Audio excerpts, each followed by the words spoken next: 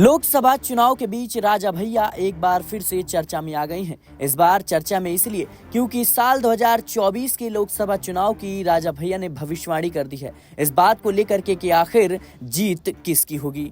बताते चलें कि यूपी की कुंडा से विधायक रघुराज प्रताप सिंह उर्फ राजा भैया ने इस बार प्रतापगढ़ और कौशाम्बी लोकसभा सीट पर ना तो अपने प्रत्याशी उतारे थे और ना ही दूसरे किसी दल को अपना समर्थन दिया था। उन्होंने अपने समर्थकों को फ्री हैंड कर दिया, अपने हिसाब से वोटिंग करने को कहा था।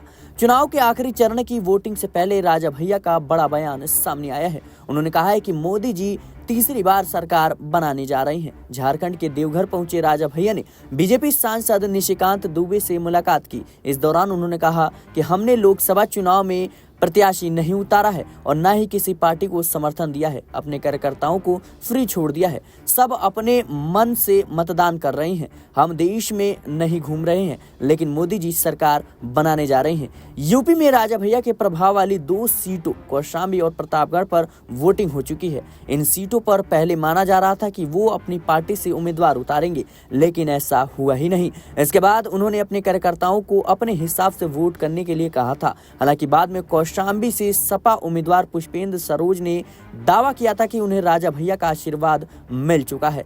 बताया गया कि राजा भैया कौशाम्बी से बीजेपी सांसद और उम्मीदवार विनोद सोंकर से नाराज चल रहे हैं। वहीं प्रतापगढ़ सीट से बीजेपी प्रत्याशी संगम लाल पटेल हैं, जबकि सपा की ओर से एसपी सिंह पटेल को उतारा गया है। अखिलेश यादव की प्रतापगढ़ रैली में भी जनसत्ता समाजवाद के नारे लगे थे।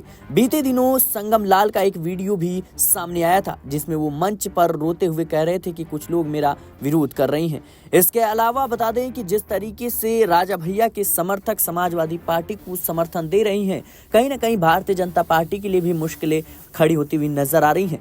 लेकिन इसी बीच राजा भैया ने जिस तरीके से भारतीय जनता पार्टी को लेकर के भविष्यवाणी की है, कहीं न कहीं समाजवादी पार्टी की मुश्किलें बढ़ सकती हैं और इंडिया गठबंधन को भी बड़ा झटका लगा है। फिलहाल के लिए इस रिपोर्ट में इतना ही। देश और दुनिया की तमाम खबरों के लिए बने रहे नेक्स्ट जेन पॉलिटिकल बाइट के साथ।